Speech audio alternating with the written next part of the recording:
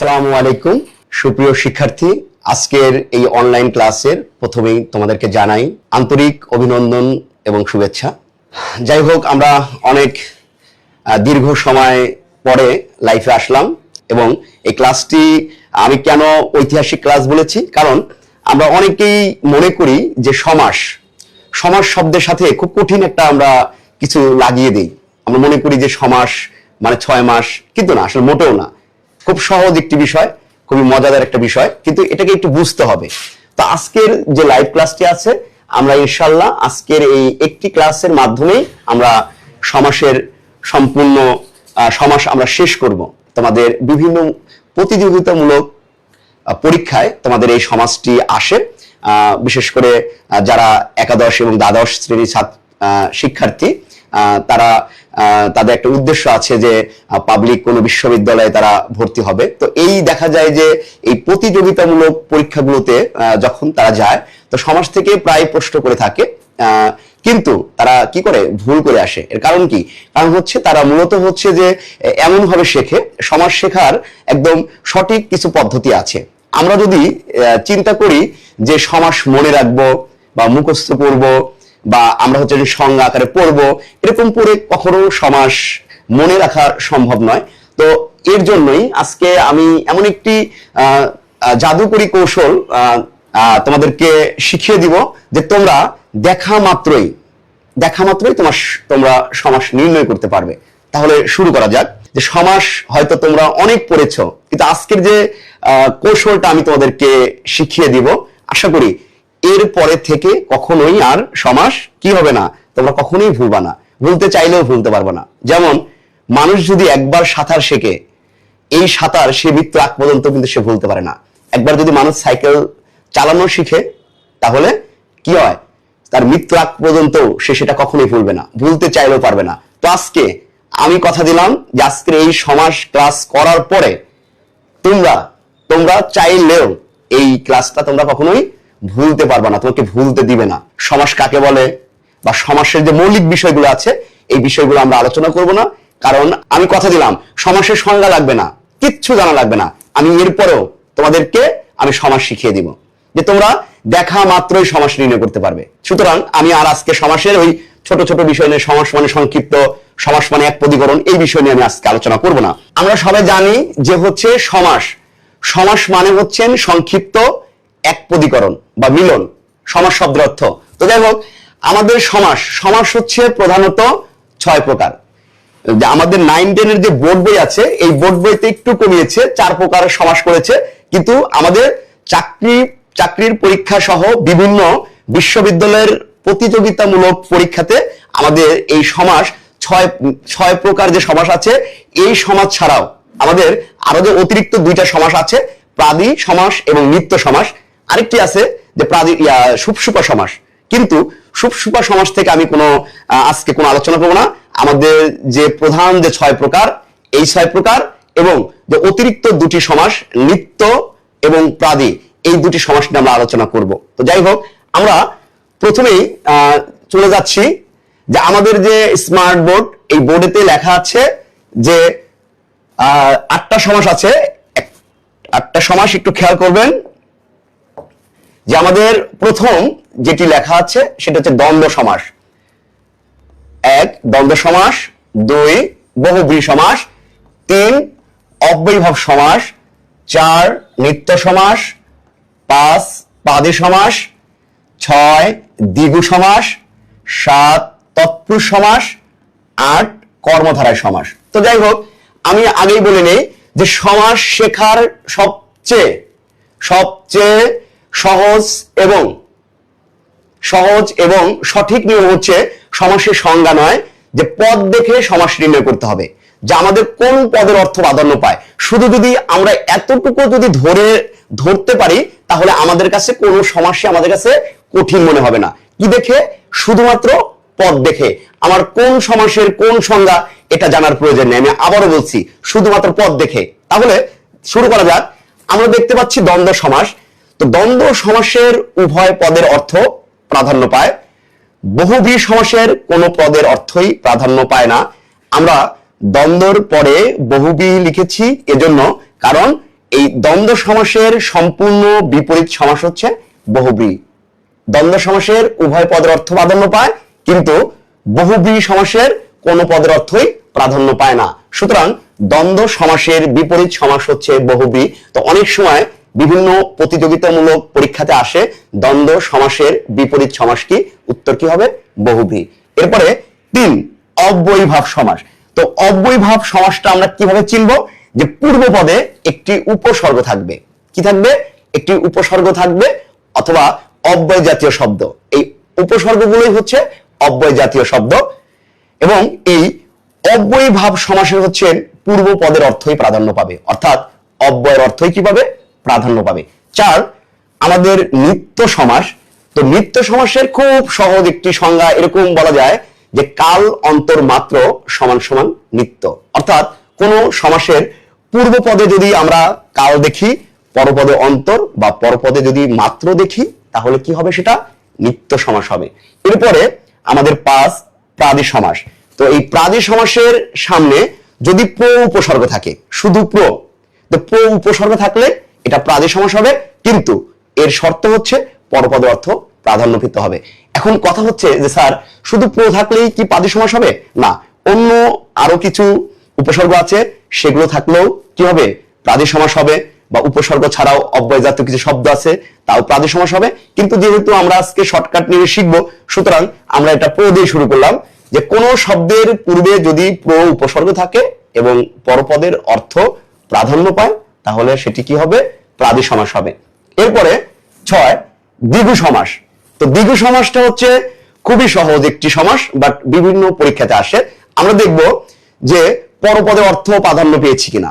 যদি পরপদের অর্থ প্রাধান্য পায় আর সামনে যদি সংখ্যাবাচক শব্দ থাকে, তাহলে আর কোনো কথা নেই, সরাসরি কি হবে? সেটা দ্বিগু সমাস হবে। এটা নিয়ে আর ভাবার কিছু নেই। আমি কি বললাম? যে পরপদের অর্থ প্রাধান্য পেতে হবে এবং সামনে কি থাকতে হবে? সংখ্যাবাচক শব্দ থাকতে হবে। যদি থাকে তাহলে আর কোনো কথা নেই, সেটি সরাসরি দ্বিগু সমাস হবে। এবং 7 যেটা আছে সেটা হচ্ছে তৎপুরুষ সমাস। এই তৎপুরুষ সমাসেরও কি হবে? পরপদের অর্থ প্রাধান্য পাবে, কিন্তু কখন এটা তৎপুরুষ হবে? যদি পূর্ব পদের যদি কোনো বিভক্তি লোপ পায়। পূর্বপদের বিভক্তি লোপ পেতে হবে এবং পরপদের অর্থ প্রাধান্য পেতে হবে। যদি পায় তাহলে সেটি কি? সেটি হচ্ছে তৎপুরুষ সমাস। লাস্ট কর্মধারয় সমাস, যে পরপদের অর্থ প্রাধান্য পেলেই সেটি কি হবে? কর্মধারয় সমাস হবে। সুতরাং আমরা দেখতে পাচ্ছি যে এখানে যে আমাদের এই যে প্রাদি, দ্বিগু, তৎপুরুষ এবং কর্মধারায়, এই 4টি সমাসের পরপদের অর্থ প্রাধান্য পায়। আর অব্যয়ীভাব সমাসের পূর্বপদ বহুব্রীহি কোনো পদই নয়, দ্বন্দ্ব উভয় পদ। এখন এই পদের অর্থগুলো কিভাবে প্রাধান্য পায় আমরা সেটা আমরা দেখব। আমরা প্রথমে চলে যাব যে দ্বন্দ্ব সমাস। এখন বলা হলো, একটু খেয়াল করবেন, বলা হলো সোনা, সোনা রূপা। সোনা কি? সোনা রূপা। অথবা লিখলাম ঝড় বৃষ্টি, ঝড় বৃষ্টি। একটু খেয়াল করবেন যে আমাদের এখানে এই সোনা রূপা লেখা আছে, তো আমাদের এটা হচ্ছে পূর্বপদ, এটা হচ্ছে পরপদ। তো আমি বললাম যে সোনা রূপার দাম অনেক বেড়ে গিয়েছে, বাজারে সোনা রূপার দাম অনেক বেড়ে গেছে। এখন তোমরাই বলো যে সোনার দাম বেড়েছে নাকি রূপার দাম বেড়েছে? অবশ্যই কি দুটোর দামই বেড়েছে, সোনার দামও বেড়েছে, রূপার দামও বেড়েছে। আমি শুধু বলতে পারবো না যে বাজারে সোনার দাম বেড়ে গিয়েছে, এটা আমি বলতে পারবো না। বা আমি এটা বলতে পারবো না যে বাজারে রূপার দাম বেড়ে গেছে। আমাকে কি বলতে হবে? সোনা এবং রূপা দুটোর দামই কি হয়েছে? বেড়ে গিয়েছে। তাহলে আমরা দেখতে পাচ্ছি যে এখানে উভয় পদের অর্থ প্রাধান্য পেয়েছে। কি পেয়েছে? উভয় পদের অর্থ প্রাধান্য পেয়েছে। তাহলে উভয় পদের অর্থ যদি প্রাধান্য পায় তাহলে এটা কি হবে? এটা দ্বন্দ্ব সমাস হবে। আর আমরা জানি যে দ্বন্দ্ব সমাসে যখন ব্যাক বাক্য নির্ণয় করব, তো ওই জায়গাতে কি করতে হবে?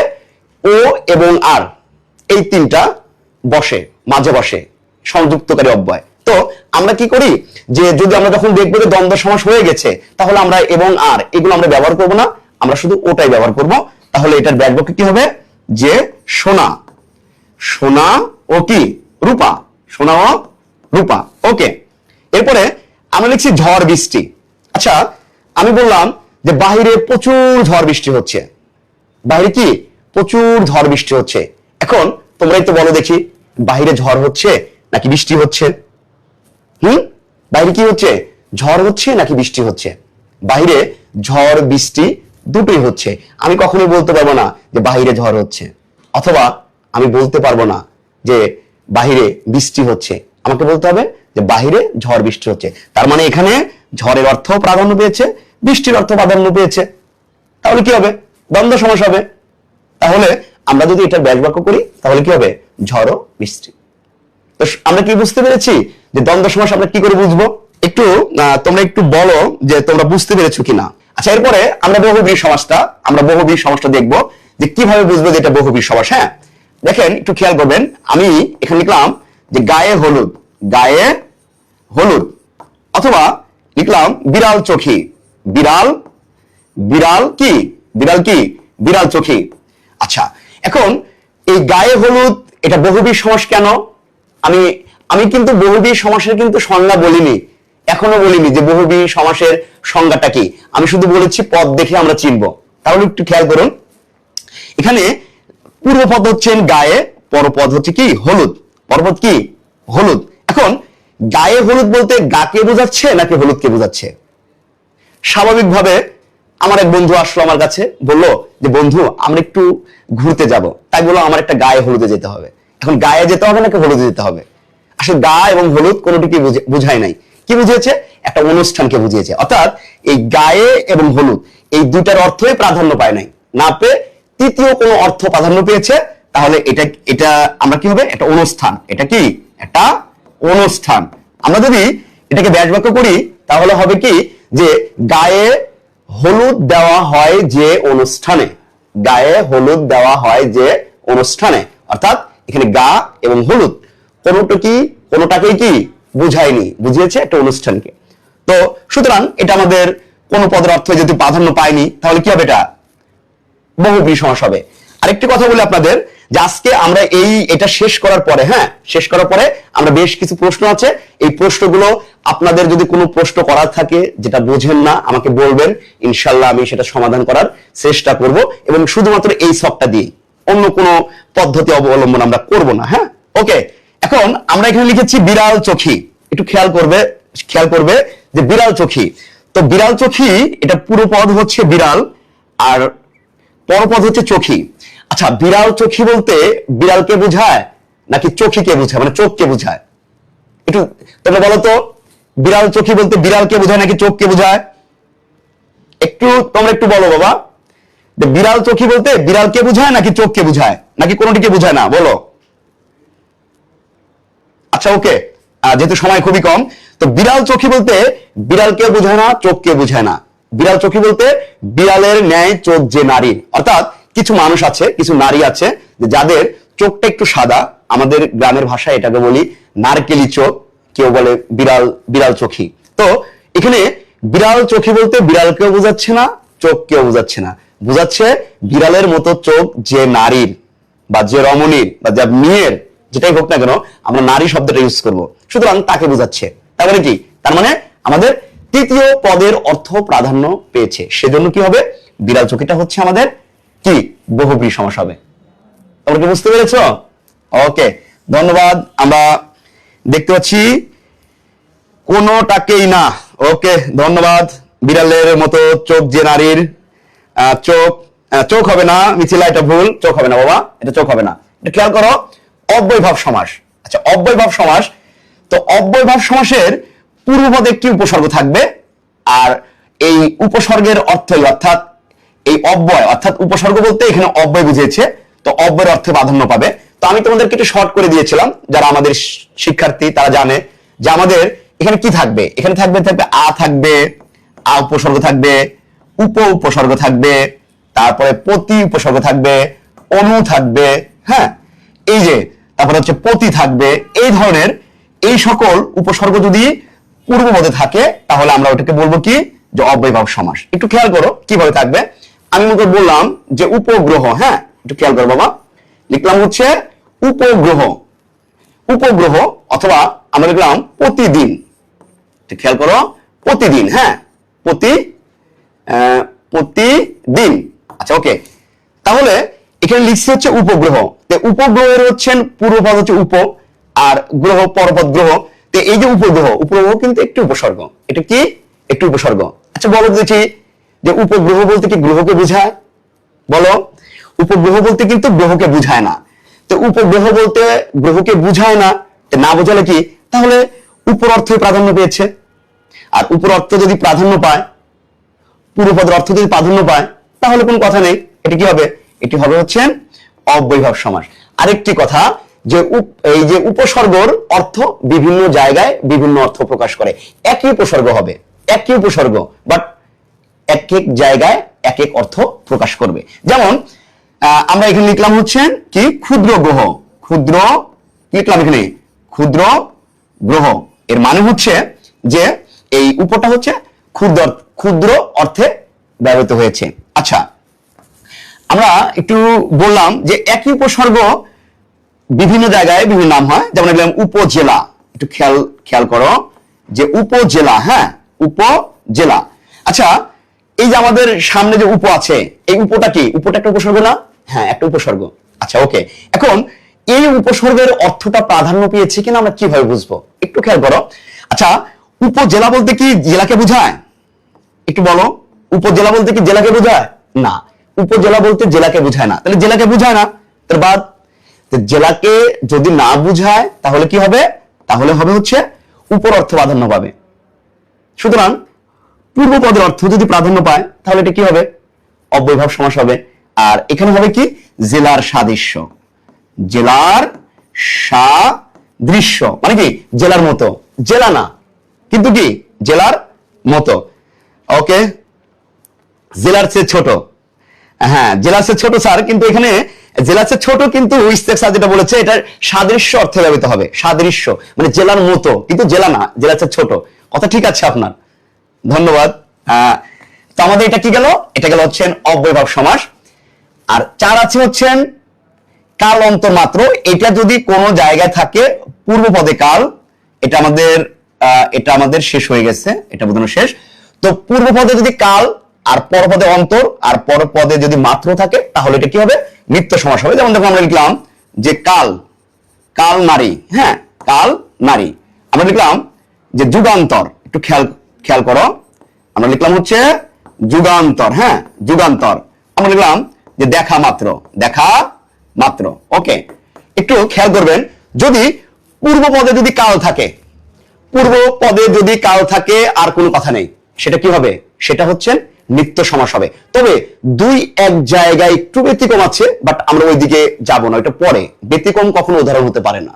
তো পূর্ব পদে যদি কাল থাকে, কাল থাকলে কি হবে? এটা হচ্ছে নিত্য সমাস হবে। যদি আমরা এটাকে ভাঙি যে যুগান্তর, যুগান্তরকে ভাঙলে কি হবে?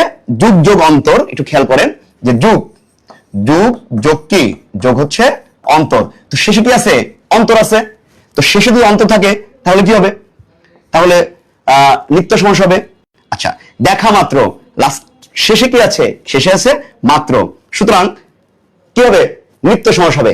তো ঠিক এরকম যে কাল নারী, কাল নাগিনী, কাল পুরুষ, হ্যাঁ, তারপর হচ্ছেন কাল সাপ, এগুলো হচ্ছে কি? নিত্য সমাস। বলা হলো যুগান্তর, কালান্তর, দেশান্তর, গৃহান্তর, বাক্যান্তর, রূপান্তর, এই যে যত অন্তর আছে, হ্যাঁ, কিন্তু তেপান্তর কিন্তু হবে না। তেপান্তরটা একটু আলাদা হবে বাবা। তেপান্তরটা যারা সমাহার বোঝায়, তো ওইটা আলাদা বিষয় গেল। দেখা মাত্র, যাওয়া মাত্র, খাওয়া মাত্র, পড়া মাত্র, কেবলমাত্র, ধরা মাত্র, শোয়া মাত্র, এই যে ইত্যাদি। তো আমাদের যদি পূর্বপদে কাল থাকে আর পরপদে যদি অন্তর বা মাত্র থাকে, তাহলে কি হবে? তাহলে সেটা হচ্ছে কি সমাস হবে? নিত্য সমাস হবে। হ্যাঁ, ওকে। আচ্ছা, এরপরে আমাদের আছে হচ্ছে প্রাদি সমাস। তো প্রাদি সমাসের পূর্বে প্র থাকবে, আর হচ্ছে কি পরপদের অর্থ প্রাধান্য পাবে। তাহলে আমরা একটু দেখি, আমরা একটু লিখলাম প্রগতি। হ্যাঁ, কি লিখলাম? প্রগতি। আমরা লিখলাম হচ্ছেন প্রবচন বা কি? প্রশাসন, প্রশাসন। একটু খেয়াল করবেন।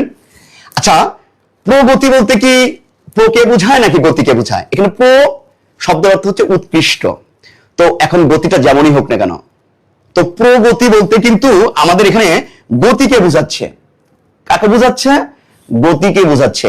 যদি পরপদের অর্থ প্রাধান্য পায় আর সামনে যদি প্র থাকে তাহলে এটা কি হবে? প্রাদি সমাস হবে। বলা হলো প্রবচন। তো প্রবচন বলতে কিন্তু বচনকে বুঝিয়েছে, মানে বচনকে বুঝিয়েছে, পরপদের অর্থ প্রাধান্য পেয়েছে, সামনে কি আছে? প্র উপসর্গ আছে, কি হলো? তাহলে প্রাদি সমাস।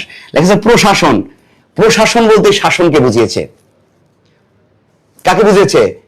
শাসনকে বুঝিয়েছে। তো সামনে কি আছে? সামনে হচ্ছে প্র আছে, তাহলে কি হবে?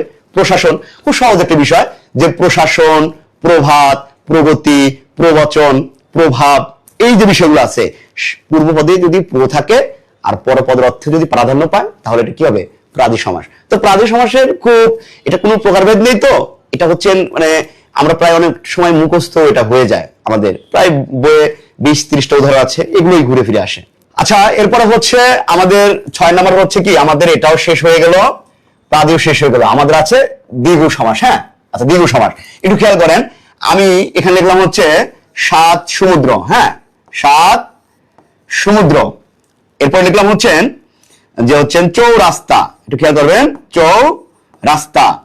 আমরা লিখলাম যে হচ্ছেন ষড় ঋতু, ষড় ঋতু। হ্যাঁ, আচ্ছা, অথবা আমরা লিখলাম হচ্ছে, আমরা লিখতে পারি হচ্ছে অষ্ট। হ্যাঁ, অষ্ট, অষ্ট কি? অষ্ট ধাতু। আচ্ছা খেয়াল করেন, এখানে লিখেছি যে আমরা দেখতে পাচ্ছি দ্বিগু সমাস। হ্যাঁ, দ্বিগু সমাস কখন হবে? যে পূর্বপদে একটা সংখ্যা থাকবে, সেই সংখ্যাটা 1 2 4 5 6 বা সপ্তম, অষ্টম, নবম এভাবে থাকতে পারে। হ্যাঁ, তো পূর্বপদে যদি সংখ্যা থাকে আর পরপদের যদি অর্থটা যদি প্রাধান্য পায় তাহলে এটা দ্বিগু সমাস হবে। আর দ্বিগু সমাসটা হচ্ছে কি?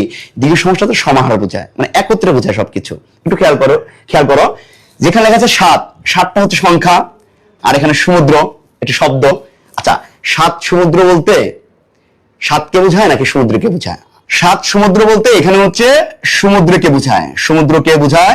তো তাহলে কি আমরা পরপদের অর্থ আমাদের প্রাধান্য পেয়েছে। ওকে, আচ্ছা, পরপদের যদি অর্থটা যদি প্রাধান্য পায় আর সামনে যদি সংখ্যা থাকে তাহলে কি হবে? তাহলে কি হবে? এটা হচ্ছে কি? দ্বিগু সমাস হবে। আচ্ছা, আমরা লিখলাম চৌরাস্তা। আমাকে কেউ বললো যে বন্ধু তুমি কোথায় আছো? তো আমি রাস্তায় আছি। বল কোন রাস্তায়? আমি বললাম যে আমি চৌরাস্তায় আছি, বা আমি 7 রাস্তায় আছি, বা আমি অমুক রাস্তায় আছি, তমুক রাস্তায় আছি। আমি যেখানেই হোক না কেন আমি তো রাস্তায় আছি। তাহলে পরপদের অর্থ কি? পরপদের অর্থ প্রাধান্য পেল। তো পরপদের অর্থ যদি যখন প্রাধান্য পেয়েছে, তো তারপরে কি আছে? সামনে একটা সংখ্যা আছে, চৌ মানে 4, চৌ মানে কি? 4, চৌ মানে কি? 4। তাহলে পরপদের অর্থ প্রাধান্য পেয়েছে, সামনে কি আছে? সংখ্যা আছে, তাহলে কি হলো? দ্বিগু সমাস হলো।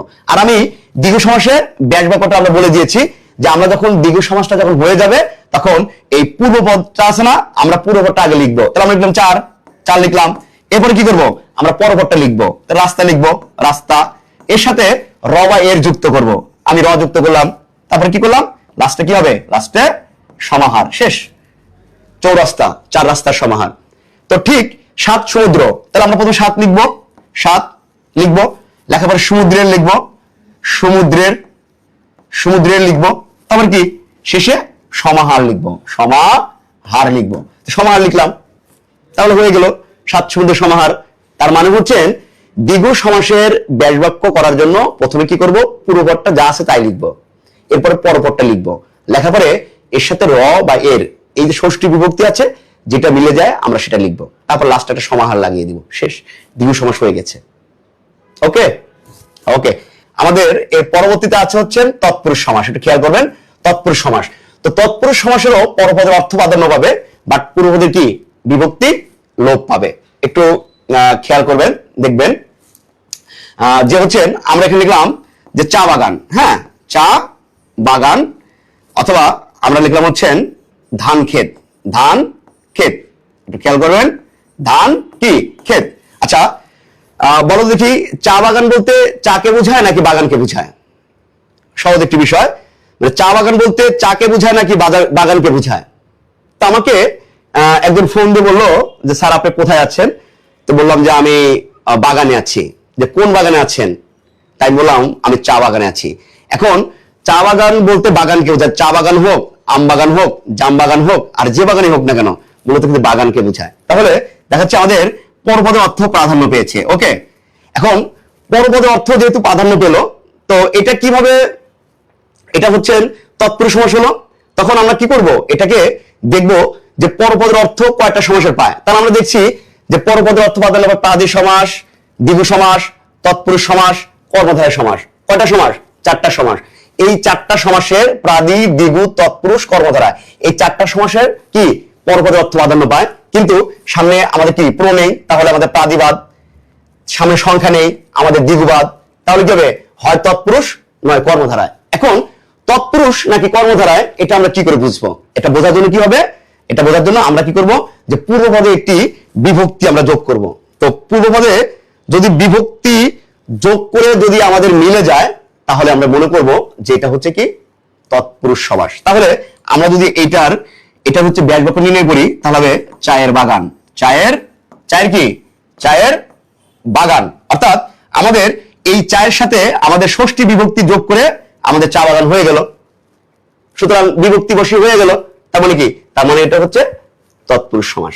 এরপরে আমরা যদি এখানে লিখি যে ধান ক্ষেত, ধান ক্ষেত, তো ধান ক্ষেত বলতে ধানকে বোঝায় নাকি ক্ষেতকে বোঝায়?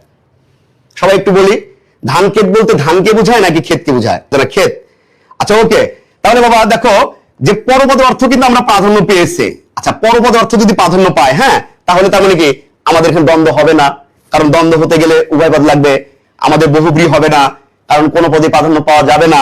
আমাদের অব্যয়ভাব সমাস হবে না, কারণ পূর্বপদের অর্থ প্রাধান্য পায় নাই। কালান্তর মাত্র নেই, সুতরাং নিত্য হবে না। প্র নেই। আচ্ছা, এখন হয় প্রাদি, নয় দ্বিগু, নয় তৎপুরুষ, নয় কর্মধারায়, এই চারটি সমাস হবে। কি হবে? হয় প্রাদি, নয় দ্বিগু, নয় তৎপুরুষ, নয় হচ্ছে কি কর্মধারায়, এই চারটি সমাস হবে। কটা সমাস হবে? এই চারটি সমাস হবে। তো এই চারটি সমাসের মধ্যে যে কোনো একটি হবে। কিন্তু আমরা দেখতে পাচ্ছি যে এখানে কি প্র আছে? আমাদের এখানে প্র নেই, সুতরাং আমাদের প্রাদি হবে না। এখানে সংখ্যা নেই, দ্বিগু হবে না। এখানে হয় তৎপুরুষ নয় কর্মধারায় হবে। তাহলে আমরা কি করব? আগে দেখবো যে বিভক্তি লাগিয়ে হয় কিনা। বিভক্তি লাগিয়ে যদি হয় তাহলে কি হবে? তাহলে হচ্ছে এটা তৎপুরুষ হবে। আর যদি না হয় তাহলে কি কর্মধারায় সমাস হবে। তাহলে চিন্তা করি, ধান থেকে ক্ষেত হলো না, ধান দ্বারা ক্ষেত হলো না, এটা কি হবে? ধানের ক্ষেত। ইয়েস, স্পেশাল লিখেছে ধানের, তাহলে ধানের কি?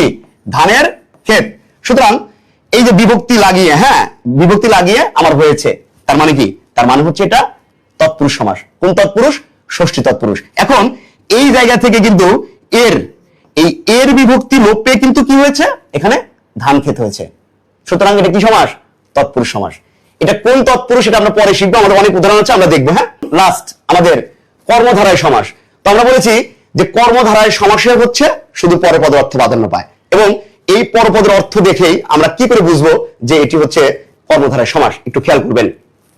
দেখেন, আমরা এখানে লিখলাম হচ্ছে, ধরেন আমরা লিখলাম হচ্ছে কি, যে হচ্ছে সাহিত্য। হ্যাঁ, একটু খেয়াল করেন যে সাহিত্য, হ্যাঁ, সাহিত্য, সাহিত্য সভা, সাহিত্য কি সভা। এখন তোমরাই বলো যে প্রিয় শিক্ষার্থী, তোমরা বলো যে সাহিত্য সভা বলতে সাহিত্যকে বোঝায় নাকি সভাকে বোঝায়? একটু বলো তোমরা। সভাকে বোঝায়। ইয়েস, তাহলে সভাকে যদি বোঝায় তাহলে পরপদের অর্থ প্রাধান্য পেয়েছে।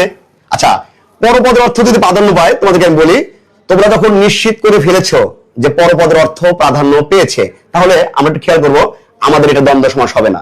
কারণ দ্বন্দ্ব সমাস হতে গেলে আমাদের উভয় পদ লাগবে। এটা বহুব্রী হবে না, কোনো পদে অর্থ প্রাধান্য পাওয়া যাবে না। এটা অব্যয়ভাব সমাস হবে না, কারণ পূর্ব পদের অর্থ প্রাধান্য পাওয়া যাবে না। এটা নিত্য সমাস হবে না, কারণ এখানে কাল অন্তর মাত্র নেই। এখানে হয় প্রাদি, নয় দ্বিগু, নয় তৎপুরুষ, নয় কর্মধারায়, যে কোনো একটি হবে। কারণ এই চারটি সমাসেরই শুধুমাত্র পরপদের অর্থ প্রাধান্য পায়। তো সামনে কিন্তু আমাদের প্র নেই, তো প্র যদি না থাকে, একটু খেয়াল করো তোমরা, যে প্র যদি না থাকে তাহলে এটা কি হবে না? প্রাদি সমাস হবে না। সামনে সংখ্যা যদি না থাকে তাহলে দ্বিগু সমাস হবে না।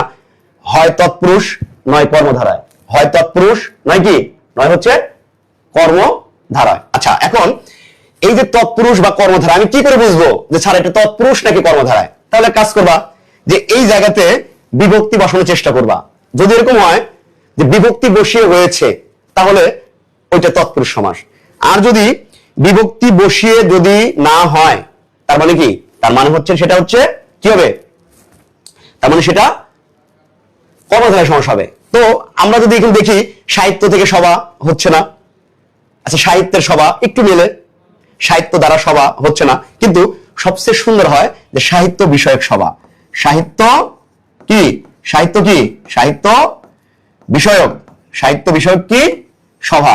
তাহলে দেখা যাচ্ছে যে পরপদের অর্থ যদি প্রাধান্য পায় আর যদি ওখানে যদি বিভক্তি না বসে তাহলে বুঝতে হবে যে এটা কি কর্মধারায় সমাস। এখন যদি বলি যে কোন কর্মধারায় সমাস, তাহলে এক কাজ করি আমরা, এই যে মাঝখান থেকে একটা বাদ দিয়ে দেই, তাহলে সাহিত্য সভা, তার মানে মাঝের পদ বাদ দিয়েছি মানে লোপ পেয়েছে, লোপ পেয়ে কি হলো?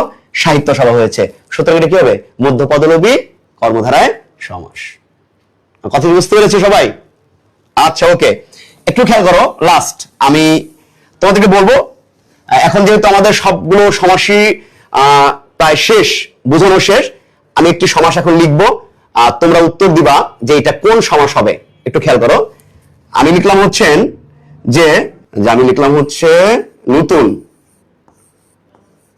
নতুন বউ। কি লিখছি এখানে দেখো তো? নতুন বউ। আচ্ছা, নতুন বউ বলতে এখানে কোন পদের অর্থ প্রাধান্য পেয়েছে? উভয় পদ, কোন পদই নয়, পুরো পদ নাকি পরপদ? তোমরা একটু বলো, তোমরা একটু আমাকে জানাও। স্যার বউ, আচ্ছা পরপদ। আচ্ছা ওকে, তাহলে আমাদের এটা পরপদের অর্থ প্রাধান্য পেল। হ্যাঁ আচ্ছা, পরপদের অর্থ যদি প্রাধান্য পায়, হ্যাঁ, তাহলে আমাদের কয়টা সমাস বাদ যাবে?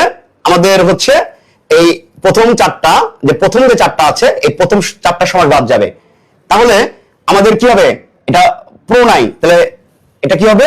যে হচ্ছে প্রাদিও বাদ যাবে, সংখ্যা নাই, দ্বিগু বাদ যাবে। এখন বলুন এটা তৎপুরুষ নাকি কর্মধারায়?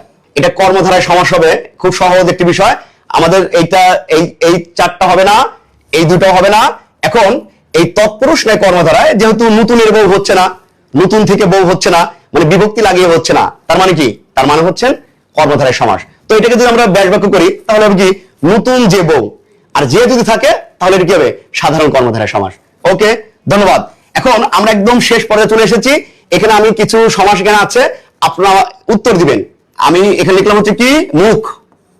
মুখ চন্দ্র। হ্যাঁ আচ্ছা, মুখ চন্দ্র। আচ্ছা বলুন তো, মুখ চন্দ্র কোন সমাস? মুখ চন্দ্র এটা কর্মধারায় সমাস, কিন্তু বলতে হবে যে কোন কর্মধারায় সমাস। উপমিত, উপমান না রূপক? এটা হবে হচ্ছেন, যাই হোক আমি দ্রুত বলে দিচ্ছি যে মুখ চন্দ্র, হ্যাঁ এটা মিথ্যা কথা, মানে মিথ্যা তুলনা। এটা হবে উপমিত।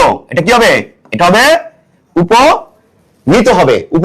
উপমিত কর্মধারায় সমাস। কেন? একটু খেয়াল করবা তোমরা যে উপমিত কর্মধারা সমাসের হচ্ছেন কয়েকটি বৈশিষ্ট্য আছে। একটি বৈশিষ্ট্য হচ্ছে যে এটা মিথ্যা তুলনা, কারণ মুখ কখনো চন্দ্রের মতো হতে পারে না, একটি কথা। আরেকটি কথা হচ্ছে যাকে তুলনা করা হয় এবং যার সাথে তুলনা করা হয়, এই দুটি জিনিসই এখানে উপস্থিত থাকে। তো দেখা যাচ্ছে যে আমরা মুখকে চাঁদের সাথে তুলনা করেছি, সুতরাং এখানে মুখও আছে, চাঁদও আছে। তাই হচ্ছে এটি উপমিত কর্মধারায় সমাস। আর উপমিত কর্মধারায় সমাসের আরেকটি বৈশিষ্ট্য হচ্ছেন উপমিত কর্মধারায়ের দুটি পদই হচ্ছে কি?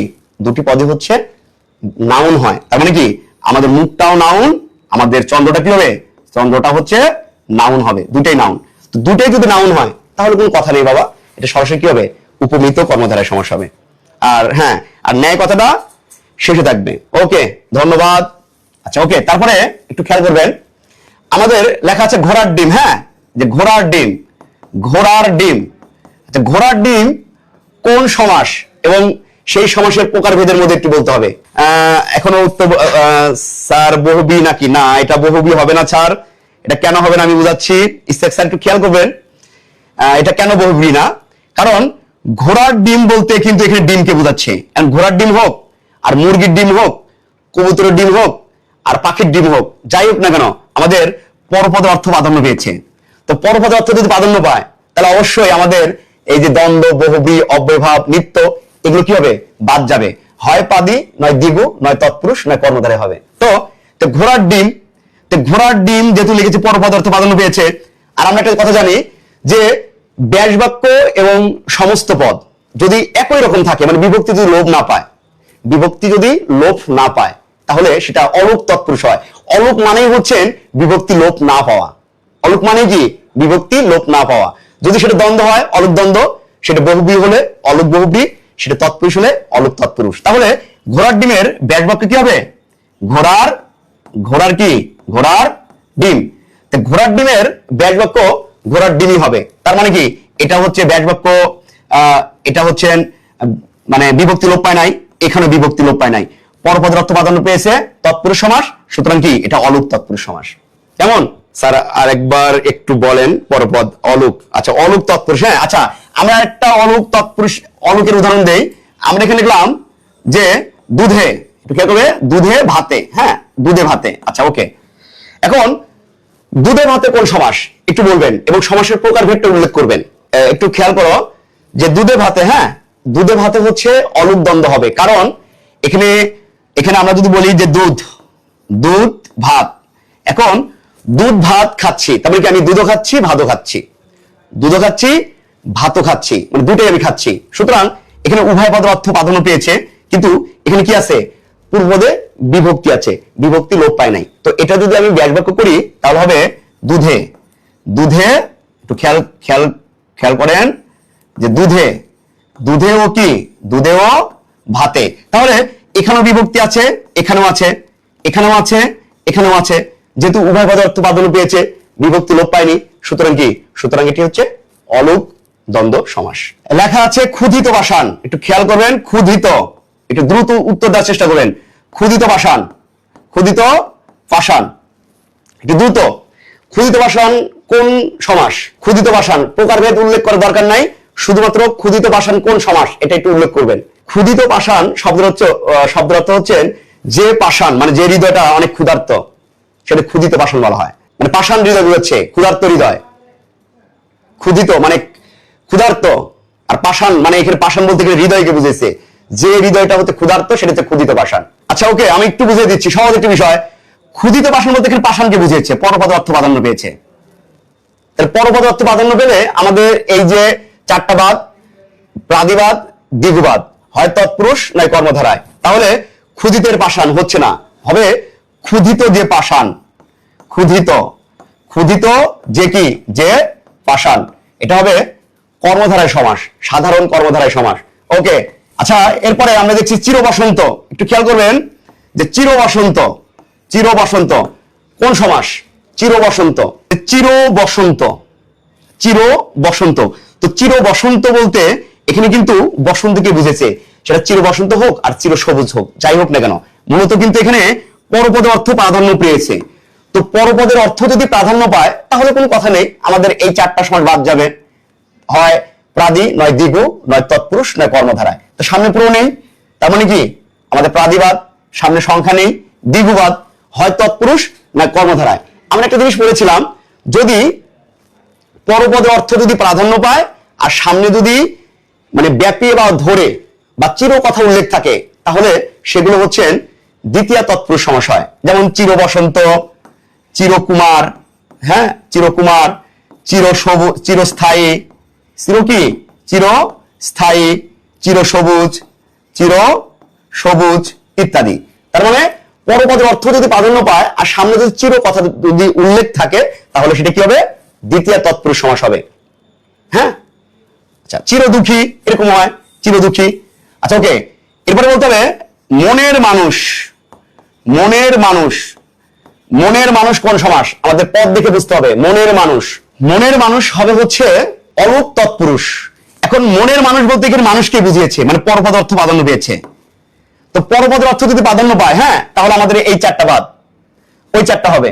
তো ওই চারটার মধ্যে আবার এই দুটা বাদ হবে, কারণ প্র নাই সংখ্যা নাই, হয় তৎপুরুষ নয় কি কর্মধারায় সমাস। তাহলে দেখবো আমরা মনের মানুষের ব্যাস বাক্য মনের মানুষই হবে, অর্থাৎ বিভক্তি যদি লোপ না পায় আর পরপদের অর্থ যদি প্রাধান্য পায়, তাহলে সেটা হবে অলুক তৎপুরুষ সমাস। তার মানে আমাদের এই মনের মানুষের যদি ব্যাস বাক্য লিখি, হ্যাঁ মনের মানুষ, তো মনের মানুষ, মনের মানুষ মনের মানুষই হবে।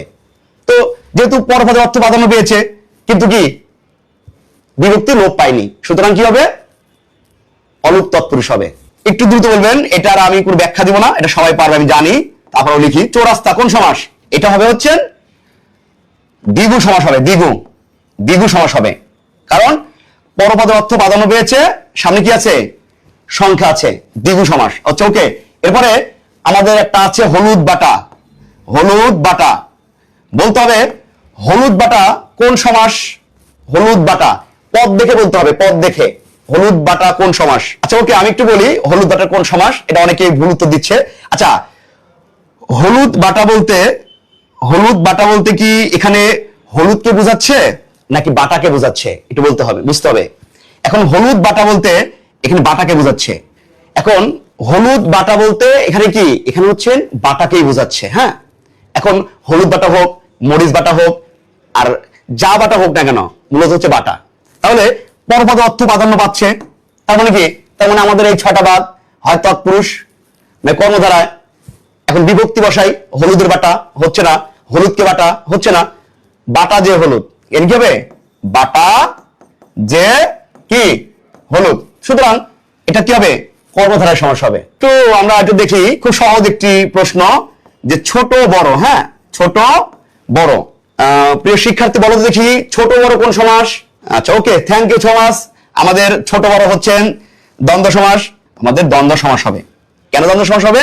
কারণ উভয় পদের অর্থ প্রাধান্য পেয়েছে। আচ্ছা তোমরা বলো দেখি, এটা কোন অর্থে দ্বন্দ্ব সমাস?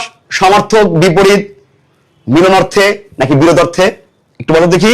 ধন্যবাদ, এটা লিখেছে হচ্ছে মাহফুজুল হক মাহফুজ, ধন্যবাদ বাবা তোমাকে। আচ্ছা এরপরে আমাদের একটি আছে, আমরা একটু দেখি যে বিয়ে পাগল। হ্যাঁ, বিয়ে পাগল কোন সমাস? একটু খেয়াল করি আমরা, যে বিয়ে পাগল। হ্যাঁ, বিয়ে পাগল, বিয়ে পাগল। তোমরা একটু চেষ্টা করবা হচ্ছেন এগুলোর পদের অর্থ দেখে, হ্যাঁ, যে কোন পদের অর্থ প্রাধান্য পায়। বিয়ে পাগল কোন সমাস একটু বলে দে। হ্যাঁ বাবা, আচ্ছা একটু খেয়াল করো যে বিয়ে পাগল বলতে এখানে বিয়েকে বুঝায় নাই, পাগলকে বুঝিয়েছে, পরপদ অর্থ প্রাধান্য পেয়েছে। বিয়ে পাগল হোক, টাকার পাগল হোক, নারীর পাগল হোক, যার পাগলই হোক না কেন, হ্যাঁ, বা পড়ার পাগল হোক, যার পাগলই হোক, রাজনীতির পাগল হোক, যাই হোক না কেন, আমাদের পাগলের অর্থ প্রাধান্য পেয়েছে, পাগল। তার মানে আমাদের এই যে 6টা হবে না, এই 4টা হবে না, এই 2টা হবে না, হয় তৎপুরুষ নয় কর্মধারায় সমাস। মনে রাখবা যে বিয়ে পাগল মানে বিয়ের জন্য পাগল, বিয়ের জন্য। একটু লেখাটা গিয়ে হচ্ছে বিয়ের কি, বিয়ের জন্য, বিয়ের জন্য কি পাগল, বিয়ের জন্য পাগল। হ্যাঁ, বিয়ের জন্য কি পাগল। তো একটা জিনিস মনে রাখতে হবে, যে অনেকে মনে করতে পারে যে বিয়ে পাগল মানে বিয়ের জন্য পাগল, এখানে বিভক্তি আছে সেজন্য হয়তো বা তৎপুরুষ সমাস, কিন্তু না। এটা মনে রাখতে হবে, যদি কোনো কিছুর নিমিত্তে মানে কোনো কিছুর উদ্দেশ্যে যদি কোনো কিছু হয়, উদ্দেশ্য যদি থাকে, জন্য বা নিমিত্তে কথাটা যদি উল্লেখ থাকে, তাহলে সেই জায়গায় আমাদের কি হবে, সেই জায়গায় তৎপুরুষ সমাসই হবে। কিন্তু এটা কি হবে, চতুর্থী তৎপুরুষ সমাস হবে। কোন তৎপুরুষ সমাস হবে? চতুর্থী তৎপুরুষ হবে বাবা, চতুর্থী তৎপুরুষ। যে বেহায়া, এটা খেয়াল করবা, যে বেহায়া, বেহায়া কোন সমাস? বেহায়া কোন সমাস এবং প্রকারভেদটা উল্লেখ করতে হবে। বেহায়া, বেহায়া। হ্যাঁ, আচ্ছা আমি একটা কথা বলে দেই, যদি কোনো সমাসের মধ্যে না কথাটা উল্লেখ আসে, হ্যাঁ, ব্যাস বাক্যের মধ্যে হোক আর সমস্ত পদের মধ্যে হোক, যদি না কথাটি যদি আসে, তাহলে সেটা হচ্ছে কি নই হয়। এখন সেটা নই বহুব্রী হতে পারে, নই তৎপুরুষ হতে পারে, হ্যাঁ, যেগুলো একটু হতে পারে। যে বেহায়া, আচ্ছা বে মানে হচ্ছেন, বে মানে হচ্ছে নেই, বে একটা হচ্ছে উপসর্গ। হ্যাঁ, বেহায়া, তাহলে এখানে হায়াকে বোঝাচ্ছে, হায়াকে বোঝাচ্ছে না, এখানে হায়া মানে লজ্জা শরম, আর বে মানে নেই। তার মানে কি নেই কেউ বোঝাচ্ছে না, হায়াকে বোঝাচ্ছে নাই, বুঝাই নাই, বোঝাচ্ছে কাকে? হায়া নেই যার, হায়া নেই, নেই যার। তার মানে তৃতীয় পদের অর্থ প্রাধান্য পাচ্ছে। সুতরাং এখানে এটা বহুব্রী সমাস, কিন্তু ভিতরে নেই কথা আছে, সুতরাং এটা হবে নই বহুব্রী সমাস। নই কি, নই বহুব্রী সমাস, নই বহুব্রী সমাস হবে। হ্যাঁ, নই বহুব্রী সমাস, নই বহুব্রী সমাস। গুড, ধন্যবাদ। বে কি তার, বেতার, এটা বলতে হবে। হ্যাঁ, বেতার কোন সমাস? বেতার। আচ্ছা ওকে, আচ্ছা বেতার কোন বহুব্রী সমাস? নই বহুব্রী সমাস। Yes, thank you so much. আচ্ছা এটা কেন নই বহুব্রী সমাস হলো? কারণ এখানে বে মানে নাই, আর এখানে তার, অর্থাৎ নাই কেউ বুঝায় নাই, তার কেউ বুঝায় নাই, বুঝেছে? নেই তার যার, নেই তার যার, অর্থাৎ এটা রেডিওকে বুঝেছে, রেডিও, রেডিও, রেডিওকে বুঝেছে, রেডিওকে, রেডিওকে বুঝিয়েছে, অর্থাৎ তারবিহীন যন্ত্র যেগুলো আছে সেগুলোকেই বলা হয় বেতার। ধন্যবাদ, খুবই ভালো লাগলো যে আসলে উত্তরগুলো তোমরা দিতে পারছো। আচ্ছা খুব সহজ একটি প্রশ্ন দেই। অনেক সময় দেখা যায় যে চৌচালা, হ্যাঁ, যে চৌচালা, হ্যাঁ, চৌচালা। আচ্ছা, এখন আমার প্রশ্ন হচ্ছে চৌরাস্তা যদি দ্বিগু সমাস হয়, চৌচালা কোন সমাস? একটু দেখবেন যে চৌরাস্তা মানে চৌ, হ্যাঁ, চৌরাস্তা, চৌরাস্তা হচ্ছে দ্বিগু সমাস। হ্যাঁ, একটু খেয়াল করবেন, দ্বিগু সমাস, দ্বিগু সমাস। কিন্তু আমার প্রশ্ন হচ্ছে চৌচালা কোন সমাস? সবাই একটু উত্তর দিবেন। হ্যাঁ, একটু খেয়াল করবা তোমরা যে চৌরাস্তা যদি দ্বিগু সমাস হয়, চৌচালা কোন সমাস? এটা নিয়ে অনেক সময় আমাদের একটু দ্বিধাদ্বন্দ্বে পড়ে যায়। সংখ্যাবাচক বহুব্রীহি, সবাই একটু কোন, না এটা বাবা দ্বিগু সমাস হবে না, এটা দ্বিগু হবে না। হ্যাঁ, এটা কেন হবে না আমি বলি, যে চৌ মানে চার আর চালা মানে চালা, কিন্তু এখানে বোঝাচ্ছে যে চার, চার চালা, চালা যার, চার চালা যার, অর্থাৎ এক ধরনের ঘর, এক ধরনের ঘর, এক ধরনের ঘরকে বুঝিয়েছে। হ্যাঁ, এখানে চৌচালা বলতে চার চালের সমষ্টি বুঝাই নাই, বুঝিয়েছে যে এক ধরনের বিশেষ ধরনের ঘর।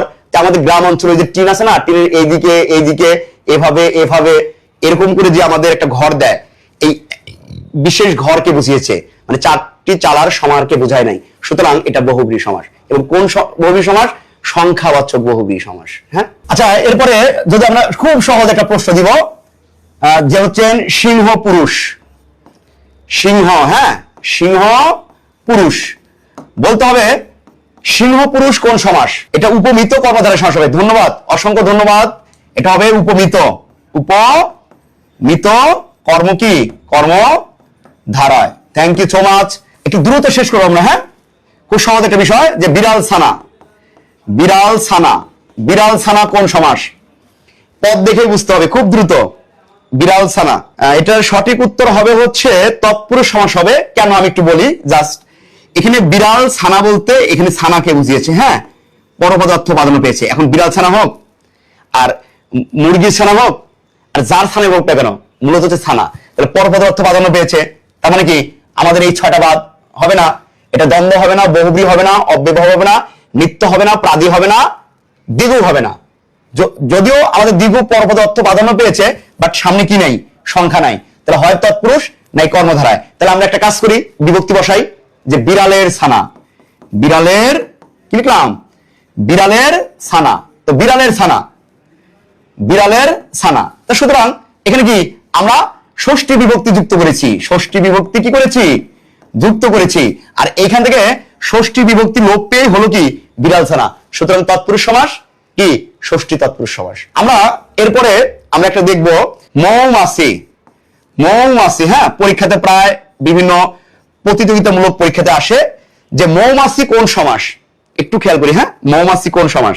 মৌমাছি কোন সমাস? হ্যাঁ, মৌমাছি।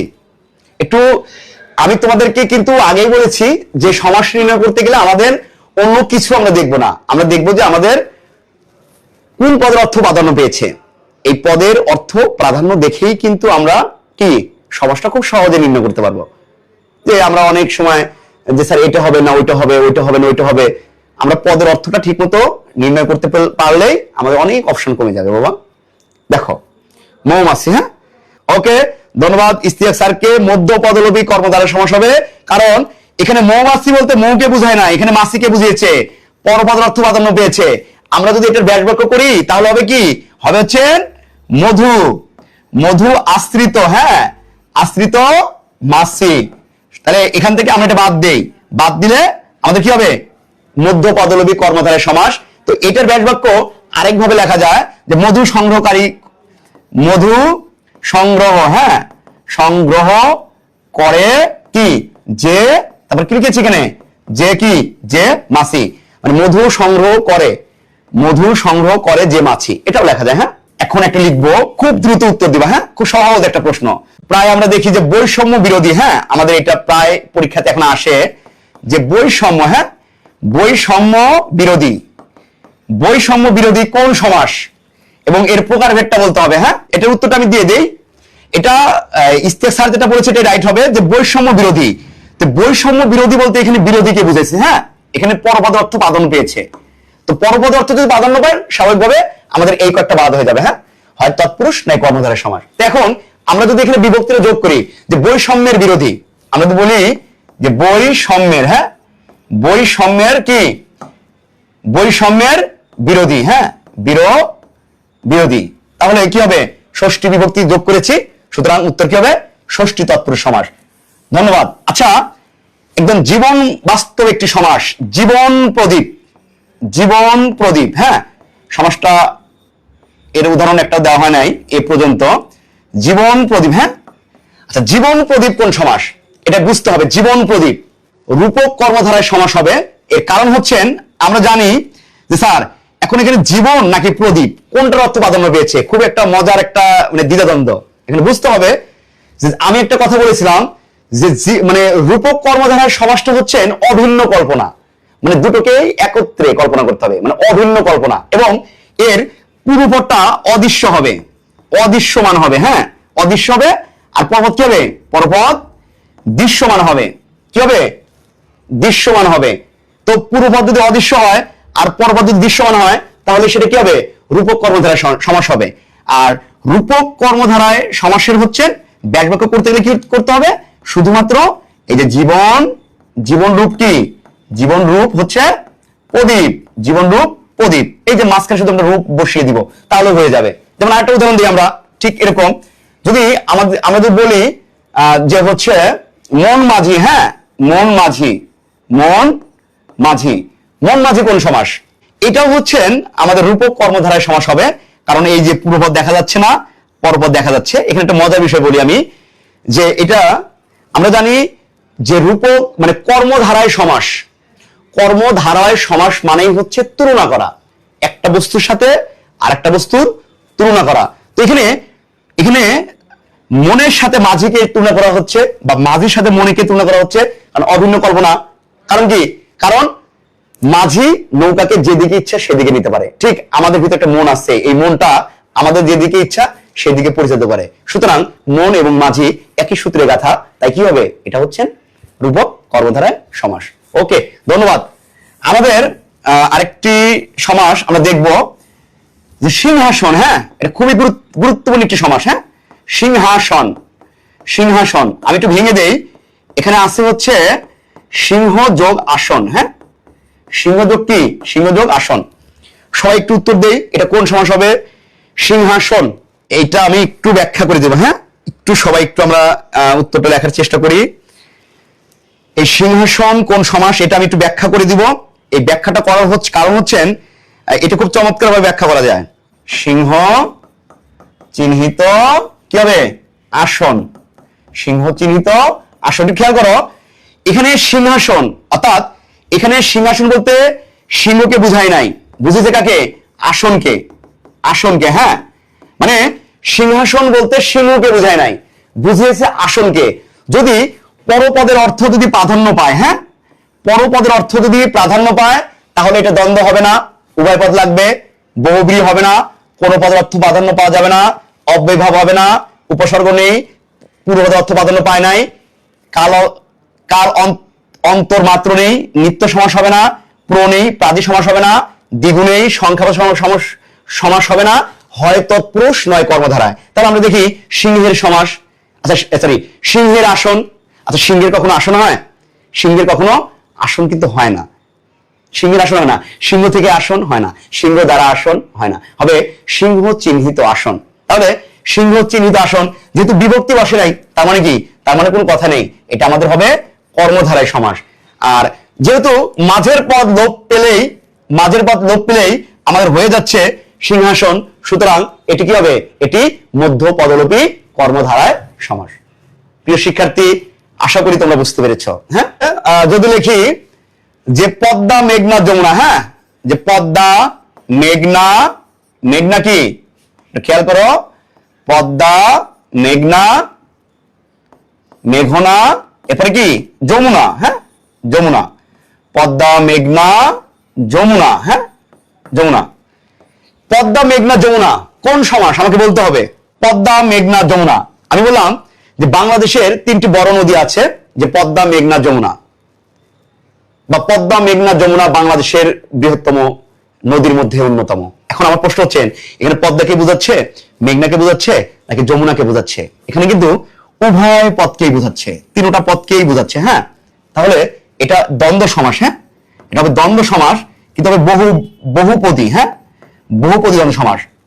এখন অনেকে বলতে পারে স্যার যে এটা পূর্বপদ নাকি পরপদ অর্থ প্রাধান্য পেয়েছে। একটা জিনিস মনে রাখতে হবে, আমাদের আসলে দ্বন্দ্ব সমাসের সঠিক একদম গ্রহণযোগ্য সংজ্ঞাটা হচ্ছে এরকম, যে সমাসের সমস্যমান পদগুলোর অর্থ সমানভাবে প্রাধান্য পায় তাকে দ্বন্দ্ব সমাস বলে। কিন্তু আমরা এই সংজ্ঞাটা অনেকেই দেই না, কারণ শুধুমাত্র এই বহুব্রীহি দ্বন্দ্ব সমাস বহুপদী দ্বন্দ্ব সমাস ছাড়া অন্য কোনো সমাসেরই তৃতীয় কোনো পদ নেই, মানে 3টা বা 4টা পদ থাকে না, শুধুমাত্র একটাই আছে, সেটা হচ্ছে বহুপদী দ্বন্দ্ব সমাসের। তাই আমরা যদি সঠিক সংজ্ঞাটা আমরা তো জানি, আজকের থেকে তোমরা শিখে নাও, সঠিক সংজ্ঞা হবে যে বহুব্রীহি সমাসের সমস্যমান পদগুলোর অর্থ সমানভাবে প্রাধান্য পায় সেটা দ্বন্দ্ব সমাস। আর আমরা জানি যে একটা ব্যাস বাক্যের মধ্যে যতগুলো পদ থাকবে প্রত্যেকটা পদই হচ্ছে সমস্যমান পদ, সুতরাং আমাদের এটা কি বহুপদী দ্বন্দ্ব সমাস। যদি এটা ব্যাস বাক্য করি তাহলে কি করব, জাস্ট এই জায়গাতে আমরা ও লাগিয়ে দেবো, হ্যাঁ, পদ্মা, মেঘনা ও যমুনা, ব্যাস হয়ে গেল। তো যাই হোক, আমরা আরেকটা লাস্ট 19-20, হ্যাঁ, 19-20 কোন সমাস তোমরা একটু বলবা, হ্যাঁ, 19-20 কোন সমাস। আমি তোমাদেরকে একটা শিক্ষাই আমি তোমাদেরকে দেই, সেটি হচ্ছে আমি সবসময়ের জন্য বলি যে আমি ভালো ছাত্র আমি করি না, ভালো রেজাল্ট হোক আমি সেটা করি না, আমি করি হচ্ছেন ভালো মানুষ, ছাত্রদেরকে ভালো মানুষ করার জন্য আমি শিক্ষকতা পেশায় এসেছি। আমার ছাত্র যদি ব্রিলিয়ান্ট হলো, সে ঢাকা বিশ্ব চান্স পেল, সে বুয়েটে চান্স পেল, সে রুয়েটে চান্স পেল, সে কুয়েটে চান্স পেল, সে মেডিকেল চান্স পেল, কিন্তু সে যদি আদর্শবান নীতিবান না হয় তাহলে আমি শিক্ষক হিসেবে ব্যর্থ। আমার ছাত্র লেখাপড়া বাদ দিয়েছে কিন্তু তার নীতি নৈতিক আদর্শ আছে, আমি শ্রেষ্ঠ শিক্ষক তার জন্য। কারণ আব্রাতকে যারা হত্যা করেছিল, বিশ্বজিৎকে যারা হত্যা করেছিল তারাও কিন্তু মেধাবী ছিল, তারা বুয়েটের শিক্ষার্থী ছিল, কেউ ঢাকা বিশ্ববিদ্যালয়ের শিক্ষার্থী ছিল। আজকে বিভিন্ন সময় বিভিন্ন জায়গায় অনেক মেধাবী শিক্ষার্থী আছে যে ক্যাম্পাসের মধ্যে নিজের বন্ধুকে মেরে ফেলে। তারা কি মেধাবী ছিল না? তারা ছিল। সেই সকল শিক্ষক চেষ্টা করেছে কিন্তু ভালো মানুষ করে গড়ে তুলতে পারেনি, তাদেরকে ভালো ছাত্র হিসেবে গড়ে তুলেছে। কি হলো বিনিময়ে? কি হলো? কিছু হয়নি। সেই শিক্ষকের জীবনটা অন্তঃসার শূন্য। যে আমি যদি একটা শিক্ষার্থীকেও যদি আমি মানুষ করতে পারি, আমার জীবন, আমার সার্থকতা। আমার শিক্ষার্থীকে একেবারে অক্সফোর্ড বিশ্ববিদ্যালয় পড়তে হবে সেটা এরকম না। আমার শিক্ষার্থী যেন ভালো মানুষ হয়, ভালো মানুষ হলে সে যদি একজন রিক্সা চালক হয় তারপরও সে দেশের সেবা করতে পারবে। ওই মেধাবী শিক্ষার্থীদের জন্য কুলাঙ্গারদের মতো তারা মানুষকে হত্যা করবে না। তোমরা আমার জন্য দোয়া করবা যে না, আমি যতদিন থাকি শিক্ষকতা পেশায়, এই মহান পেশায়, আমি যেন তোমাদেরকে ভালো মানুষ করে গড়ে তুলতে পারি। দ্বন্দ্ব সমাস আমাদের একটা আছে হচ্ছেন যে চুলাচুলি, হ্যাঁ, গতকাল আমি পড়িয়েছিলাম, এটা উত্তর দিতে হবে। চুলাচুলি কোন সমাস? চুলাচুলি কোন সমাস? ব্যতিহার বহুব্রীহি সমাস। ওকে, থ্যাংক ইউ সো মাচ। এটা একটা সূত্র আছে, হ্যাঁ, যে একই কাজ দুইবার তার নাম ব্যতিহার। তার মানে হচ্ছেন এখানে চুলাচুলি বলতে চুলাকে বোঝায় না, চুরিকে বোঝায় না। তার মানে কি এখানে মারামারিকে বোঝায়, মানে চুলে যে সংঘর্ষ। মানে এখানে লিখতে হবে যে চুলে যে কি, যে লড়াই, চুলাচুলি। অর্থাৎ চুলাকে বোঝে না, চুলিকে বোঝে না, অর্থাৎ চুলে যে লড়াইকে বোঝায়। তো লড়াইকে যদি বোঝায় তাহলে কি হবে? তৃতীয় পদ অর্থ প্রাধান্য পেয়েছে, বহুব্রীহি সমাস। আর একই কাজ দুইবার তার নাম ব্যতিহার। ঠিক এরকম চুলাচুলি, ঘুষাঘুষি, হাতাহাতি, রক্তারক্তি, মারামারি, কানাকানি, কোলাকুলি, ঠিক আছে, এরকম বহুত আছে। ঘুষাঘুষি, এতে ঘুষা, এতে ঘুষি, মানে আমি ওকে ঘুষি দিলাম, ও আমাকে কি করলো? ঘুষি দিল। ও ঘুষি দিল, আমিও ঘুষি দিলাম। ঘুষাঘুষি বলতে ঘুষাকে বোঝে না, ঘুষিকে বোঝে না, মারামারিকে বোঝায়। সুতরাং তৃতীয় পদ প্রাধান্য পেয়েছে বহুব্রীহি সমাস, আর একই কাজ দুইবার, সুতরাং কি ব্যতিহার বহুব্রীহি সমাস। ওকে, থ্যাংক ইউ সো মাচ। আচ্ছা, এবারে খুব কমন একটি প্রশ্ন, সেটি হচ্ছে যে কাজল কালো, হ্যাঁ, কাজল কি, কাজল কালো, হ্যাঁ, কাজল কালো। আচ্ছা, বলতে হবে যে কাজল কালো কোন সমাস এবং কোন প্রকারভেদ? কাজল কালো কোন সমাস এবং কোন প্রকারভেদ? এটা উপমান কর্মধারয় সমাস হবে, হ্যাঁ, উপমান হবে, হ্যাঁ, উপমান কর্মধারয় সমাস। উপমান কি? কর্মধারায় সমাস। কারণ হচ্ছেন যে কাজল কালো, হ্যাঁ এটা সত্য কথা, এই যে পরপদ অর্থ প্রাধান্য পেয়েছে এবং কি সত্য কথা, হ্যাঁ সাধারণ ধর্ম আছে, সাধারণ ধর্ম আছে, হ্যাঁ সাধারণ ধর্ম কি আছে। তাহলে আচ্ছা তোমরা বলো তো দেখি এর ব্যাস বাক্যটা যে ন্যায় কথা মাঝে বসবে নাকি শেষে বসবে, আমাকে একটু একটু বলো দেখি, ন্যায় কথাটা মাঝে নাকি শেষে বসবে, ব্যাস বাক্যের মাঝে নাকি শেষে, মাঝে বসবে। আচ্ছা ওকে, আচ্ছা একজন আমাকে বলতে হবে যে গাছ পাকা, হ্যাঁ গাছ পাকা, একটু দেখ একটু খেয়াল করো তোমরা, যে গাছ পাকা, হ্যাঁ গাছ পাকা, গাছ পাকা কোন সমাস, এটাকে নির্ণয় করতে গেলে আগে কাজ করবা সেটা পদের অর্থটাকে দেখবা যে কোন পদের অর্থ প্রাধান্য পায়। গাছ পাকা, হ্যাঁ যে গাছ পাকা বলতে এখানে পাকাকে বুঝিয়েছে, হ্যাঁ পরপদে অর্থ প্রাধান্য পেয়েছে, পরপদে, হ্যাঁ। তো আমরা যদি এটাকে ব্যাস বাক্য নির্ণয় করি তাহলে হবে গাছে পাকা, গাছে, হ্যাঁ গাছে কি, গাছে পাকা। সুতরাং এই যে গাছে পাকা এটা হচ্ছে ব্যাস বাক্য, এটা কি, এটা হচ্ছে ব্যাস বাক্য। এখন এই যে এখানে যে গাছ, গাছ যোগ এ সমান সমান গাছে, এখান থেকে এ বিভক্তি লোপ পেয়ে এখানে হয়েছে কি গাছ পাকা। সুতরাং পরপদের অর্থ প্রাধান্য পেয়েছে আর কি হয়েছে যে পূর্বপদের বিভক্তি লোপ পেয়েছে। সুতরাং কি সমাস, তৎপুরুষ সমাস। কোন বিভক্তি লোপ পেয়েছে, সপ্তমী বিভক্তি লোপ পেয়েছে। সুতরাং এটি হবে কি সপ্তমী তৎপুরুষ সমাস। কি হবে, সপ্তমী তৎপুরুষ সমাস। হ্যাঁ আমরণ, একটু খেয়াল করেন যে আমরণ কোন সমাস, আমরণ আমাদের সঠিক উত্তরটা হচ্ছেন অব্যয়ভাব সমাস। কারণ আমরা জানি যে আমরণ শব্দটা, হ্যাঁ এই যে আমরণ শব্দটা হচ্ছেন উপসর্গ দ্বারা গঠিত। এখানে আ যোগ কি হলো, আ যোগ মরণ, এই আটা হলো উপসর্গ, এই আটা হচ্ছেন প্রযন্ত অর্থে ব্যবহৃত হয়েছে। মানে আমরণ বলতে এখানে মরণকে বুঝায় নাই, মানে মরণ পর্যন্ত বুঝিয়েছে, মানে মরণ কি মরণ পর্যন্ত। সুতরাং এখানে অব্যয়ের অর্থে প্রাধান্য পেয়েছে, সুতরাং এটা অব্যয়ভাব সমাস, অব্যয়ভাব সমাস। আপনাদের জন্য আজকের লাস্ট একদম শেষ প্রশ্ন, পকেট, পকেট মার আর হচ্ছে পঙ্কজ।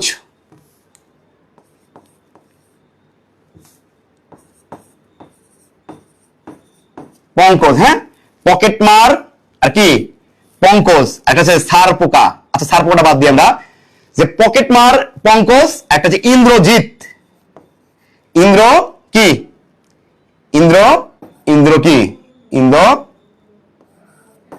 ইন্দ্রজিৎ। পকেটমার, পঙ্কজ এবং ইন্দ্রজিৎ। আচ্ছা প্রথম বলি পকেটমার কোন সমাস, পঙ্কজ কোন সমাস।